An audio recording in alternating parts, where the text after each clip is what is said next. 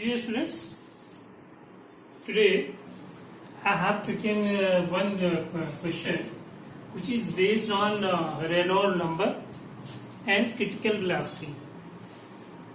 Right? Question is like this: water flows from the tap of diameter 1.25 centimeter with rate of 5 into 10 to the minus 5 meter cube per second, and you are given density and coefficient of viscosity of the water is 10 to the power 3 kilogram per meter cube and 10 to the power minus 3 watts. To find the flow of the water, you have to find out what is the scenario of flow of water, मतलब वो streamline होगा या turbulent होगा. You have to give the conditions. तो इस तरीके से question करने के लिए तो सबसे पहले हम क्या देखते हैं, you should have idea of critical velocity, Reynold numbers, streamline flow, laminar flows, right. तो ये सारे जो है थोड़ा सा आइडिया होना चाहिए. What is the Reynolds number? What is the critical velocity? Firstly, what is the streamline flow? Streamline flow में क्या होता है? मतलब it is flow of the liquid in which each particle of water, अगर उनकी velocity किसी point पे अगर देखते हैं तो that is same, ठीक है, किसी पॉइंट पे जिस तरीके से जो प्रीसीडिंग जो पार्टिकल उस पॉइंट से पास होता है, वेलोसिटी जो है सेम होना चाहिए, ठीक है. तो वो हम बोलते हैं स्ट्रीमलाइन फ्लो. तो स्ट्रीमलाइन फ्लो कंडीशन आपको पता हो गया, लेकिन इस कंडीशन में एक चीज ऐसी होती है कि उस अगर बाय द वे वो जो वेलोसिटी होती है उसकी एक लिमिट होती है. अगर उस वेलोसिटी से नीचे अगर वो जो वाटर फ्लो कर रहे होंगे, जो उनकी वेलोसिटी होगी तो वो स्ट्रीमलाइन होगी. अगर वो एक्सेस हो गई क्रिटिकल वेलोसिटी से तो क्या होगा, वो टर्बुलेंट हो जाएगा, राइट. तो क्रिटिकल वेलोसिटी का जो फॉर्मूला होता है हमारा, दिस वन के ईटा अपान रो डी, राइट. ये ऐसा होता है. वॉल्यूम ऑफ लिक्विड है कोई बाय करके, या लिक्विड की जो पार्टिकल्स होते हैं, या लिक्विड फ्लो कर रहा होता है कहीं, तो उसके जो पार्टिकल्स हैं किसी पॉइंट में कंसिडर कर लें, तो उस पॉइंट पे जितने भी पार्टिकल्स फ्लो करेंगे वाटर की, सबकी जो वेलोसिटी सेम होनी चाहिए, तभी हम कहते हैं कि स्ट्रीमलाइन फ्लो है. अदरवाइज वो टर्बुलेंट होगा या जिगजैग होगा. तो उस कंडीशन को पाने के लिए एक हमारे पास वेलोसिटी होती है जिसको बोलते हैं critical velocity. Critical velocity is the minimum velocity of liquid flow up to which जो उसका जो फ्लो होगा स्ट्रीमलाइन होगा, और एबव दैट क्रिटिकल वेलोसिटी जो है, जो फ्लो ऑफ जो लिक्विड होगा टर्बुलेंट होगा या जिगजैग होगा. तो ये क्लियर हो जाना चाहिए स्ट्रीमलाइन फ्लो क्या होता है एंड टर्बुलेंट फ्लो क्या होता है. तो उसके फॉर्मूले हमारे पास ये हैं के ईटा अपान रो डी. इसी तरीके रेनॉल्ड नंबर क्या कहता है, रेनॉल्ड नंबर जो कहता है basically this is dimensional number कह सकते हो आप, जो कोई भी जो लिक्विड का फ्लो होता है उसके नेचर को बताता है, वो स्ट्रीमलाइन होगा या टर्बुलेंट होगा. उसका हमारे पास फॉर्मूला है R equal to rho V is velocity of liquid that is flowing in the pipe, and D is the diameter of the pipe, and eta is the coefficient of viscosity. तो ये formula critical velocity का और Reynold number का, ये आपके पास idea होना चाहिए. Reynold number होता है क्या है, ये फ्लो ऑफ लिक्विड के नेचर को बताता है. नेचर मतलब वो टर्बुलेंट होगा, स्ट्रीमलाइन होगा, इस तरीके से वो कैसा होगा. तो ये थोड़ा सा हमारे पास आइडिया होना चाहिए. तो हमने क्या देखा है, अब यहां आपको देखना है water flows from the tap of diameter 1.25 centimeter with the rate this one, right. तो अब हमें नेचर ऑफ फ्लूइड फ्लो का पता करना है। तो सबसे पहले रेट ऑफ फ्लो क्या होता है? रेट ऑफ फ्लो जो है क्या होता है? रेट ऑफ फ्लो क्या होता है, ऐसे निकालते हो? ये आइडिया तो आपके पास पहले ही कर चुके हैं, Q equal to AV, isn't it? A is the area and the velocity, V is the velocity of liquid flow, जो आपको दिया हुआ है। तो हम क्या निकाल सकते हैं? V इक्वल टू क्या हो जाएगा? पहले आप Q निकाल लें आप, Q इक्वल टू पाई, क्योंकि यहाँ डायमीटर दिया हुआ है तो डायमीटर सपोज कितना हो जाएगा, एरिया निकाल सकते हैं D/2, पाइप इसमें फ्लो कर रहा है पाई r स्क्वायर इंटू V। तो V इक्वल टू कितना हो जाएगा, 4Q upon pi D square. ये आपके पास ये रिलेशन आ गया वेलोसिटी का। आपको सारी चीज दिया, Q दिया हुआ है, D दिया हुआ है, सारी चीज इसमें दी हुई है, लेकिन थोड़ा सा आइडिया ये होना चाहिए कि इस रेनॉल्ड नंबर से ही जो हमें नेचर ऑफ फ्लो पता लगेगा लिक्विड का। और रेनॉल्ड नंबर क्या होता है? रो V, जो आप यहां निकाल चुके हो, V velocity of liquid, and this is diameter of pipe in which the liquid water is flowing, water is flowing, D and eta। सारी चीजें दी हुई है, आपने ये चीज निकाल लिया है। यहाँ आप इक्वल टू कितना रख सकते हो, रो ईटा हो गया, एंड V की जगह पे आप ये पुट कर दो 4Q अपॉन पाई T, ठीक है। D स्क्वायर होगा ये रखोगे तो आप, तो एंड इंटू D से D स्क्वायर कट जाएगा। अब आपके पास सारी चीजें दी हुई हैं, रो दिया हुआ है, डेंसिटी दी हुई है, ईटा दिया हुआ है, Q दिया हुआ है, rate of flow this one दिया हुआ है, डायमीटर दिया हुआ है, सबको सेम यूनिट में कर लेंगे। सॉल्व करोगे तो दिस विल कम अप्रॉक्सीमेटली, सारी वैल्यू दी हुई तो मेरे हिसाब से कोई मुश्किल नहीं हुआ सॉल्व करने में, क्योंकि मैं कैलकुलेट कर चुका हूं। तो ये हमारे पास आता है अप्रॉक्सीमेटली 5100, यानी आपको जो रेनॉल्ड नंबर आ रहा है दिस इज 5100। तो ये जब आपके पास पता लग गया तो आपको जो नेचर ऑफ फ्लो पता लग जाना चाहिए, ठीक है। अगर आप आर की जो रेनॉल्ड नंबर की जो वैल्यू है लेस देन 2000 होगा तो वो जो है नेचर ऑफ फ्लो क्या होगा उस लिक्विड का, स्ट्रीम लाइन होगा।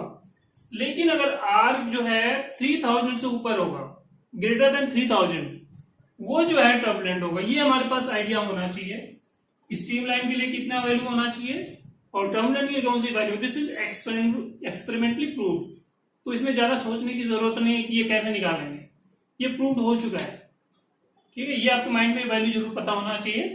तो ये आपके पास है, आपका जॉब स्टार्ट हुआ है। यहाँ आर की वैल्यू निकालनी है, प्रोवाइडेड आपकी सोल्यूशन में कैसे निकालना है। हमने जो है निकाला रेट ऑफ फ्लो से निकाल लिया, वेलोसिटी निकाल ली, और रेनॉल्ड नंबर के में जो है वेलोसिटी की जरूरत पड़ती है वहां जाके पुट कर देंगे, जो वैल्यू आएगी हमारे रेनॉल्ड नंबर की वैल्यू आ जाएगी।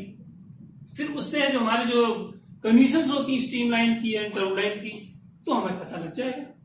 और हमें क्लियर पता लग गया चूंकि दिस इज ग्रेटर देन 3000, तो nature of flow of liquid क्या हो जाएगा, that will be turbulent.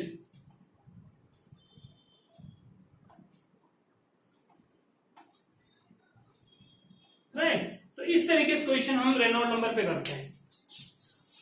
Reynold number, critical velocity, ये थोड़ा सा आइडिया होना चाहिए। बट क्वेश्चन बहुत अच्छा है, नो डाउट, इसमें हम नहीं कह सकते। क्वेश्चन ये जो है आपके जे मेंस में भी आ चुका है, और आप इस तरह क्वेश्चन जो है आपके पास नीट में भी आ चुका है। तो इस तरह क्वेश्चन बनते हैं, तो इसको क्वेश्चन सॉल्व करने से पहले थोड़ा सा आपके पास ये आइडिया होना चाहिए कि क्रिटिकल वेलोसिटी रेनॉल्ड नंबर के पास जो कंडीशंस होती है, राइट। तो उम्मीद करते हैं कोई बहुत बड़ा वो चीज नहीं है, टफ नहीं है यार। ये क्वेश्चन सॉल्व करने में बहुत ज्यादा टफ नहीं है, लेकिन आइडिया ही होना चाहिए कैसे सॉल्व करते हैं। Now here I have taken second question that is based on capillary tube. कहता क्या है, capillary tube of radius R is immersed in a water and water rise up to r height, h height. Mass of water in the capillary tube is 10 gram. And another capillary tube of radius 2r is immersed in the water. Find the mass of the water that will rise in the capillary. तो इस type के question करने के लिए हमें सबसे पहले idea क्या होना चाहिए, कैपिलरी का जो फिनोमेना हमें पता होना चाहिए। कैपिलरी होता है क्या है, capillary is the just you can say tube like having fine bore, hair like bore is called capillary tube and the phenomena by which liquid rise and और फॉल। उस कैपिलरी ट्यूब में या तो जो राइज करेगा या fall करेगा, तो वो फिनोमेना क्या कहलाता है, कैपिलैरिटी। अब जो लिक्विड कैपिलरी ट्यूब के जो सरफेस को वेट करते हैं, वो अगर उसमें डिप करते हैं कैपिलरी ट्यूब को, तो वाटर लेवल या लिक्विड का लेवल जो उसमें राइज करेगा। अगर उसी तरीके जो लिक्विड कैपिलरी ट्यूब के सरफेस को वेट नहीं करते, तो उसमें अगर हम उसको डिप करते हैं तो जो उसका लेवल होगा डाउन होगा, लाइक मरकरी, राइट। तो ये हमें थोड़ा आइडिया होना चाहिए कि कैपिलरी होता है क्या है और ये किस फिनोमेना पे बेस्ड है। और एक इसमें आता है हमारा accent formula.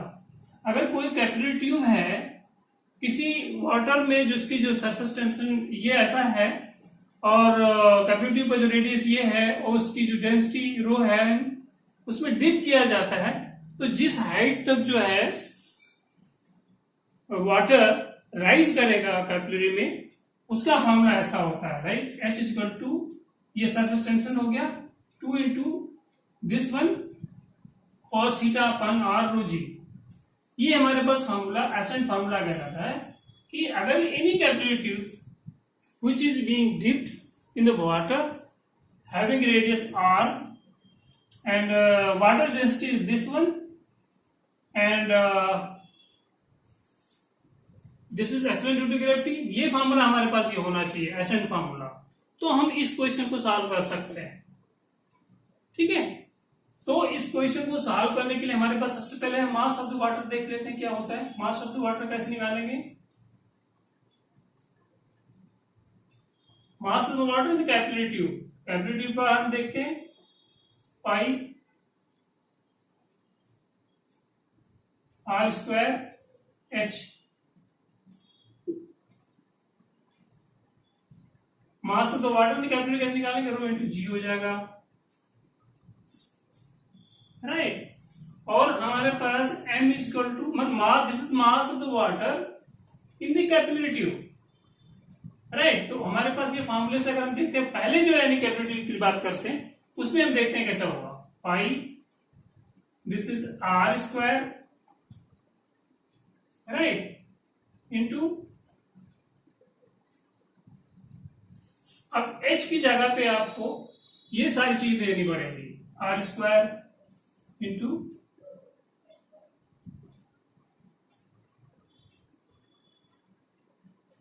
This one, h की जगह पुट कर दो आप h, 2 rho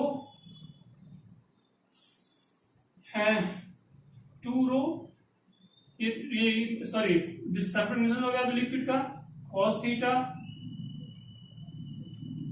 upon r into rho into g into जी।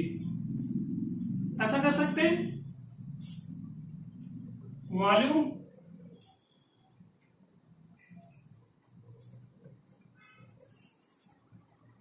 नहीं, इसको नहीं कर सकते आप, सॉरी, दिस इज मास निकालोगे तो this is volume into density, तो this is volume into density कर दे, जी की हमें जरूरत नहीं पड़ेगी आपको, तो आपको ये पुट करना है, दैट्स ऑल, 2 रो, ये जो सरफेस टेंशन का फॉर्मूला ये हमारे पास एसएन फॉर्मूला पुट कर देंगे, 2 surface tension cos theta into rho हो गया, ये क्रॉस हो सकता है। तो हमारे पास एक रिलेशन बिल्डअप होकर के आता है, m is directly proportional to how much, ये r से r क्रॉस हो सकता है, और समझ में किससे हो सकता है, r थे। ये हमारे पास इसी से रिलेशन निकालना है, ठीक है।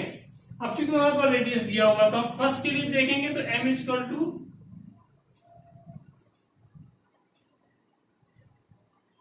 अगर हम पहली कैपिटल ट्यूब है उसके लिए अगर हम देख लेते हैं तो m is equal to r लिख लिया, एक फॉर्मूला हमारे पास एक ऐसा हो गया रिलेशन।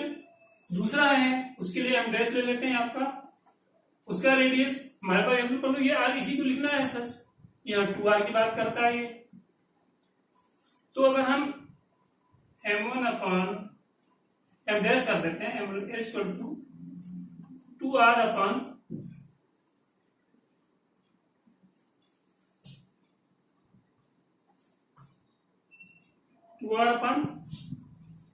इस वन r हो जाएगा, इजंट इट। तो r क्रॉस हो सकता है, तो m डैश इक्वल टू कितना हो जाएगा, 2m।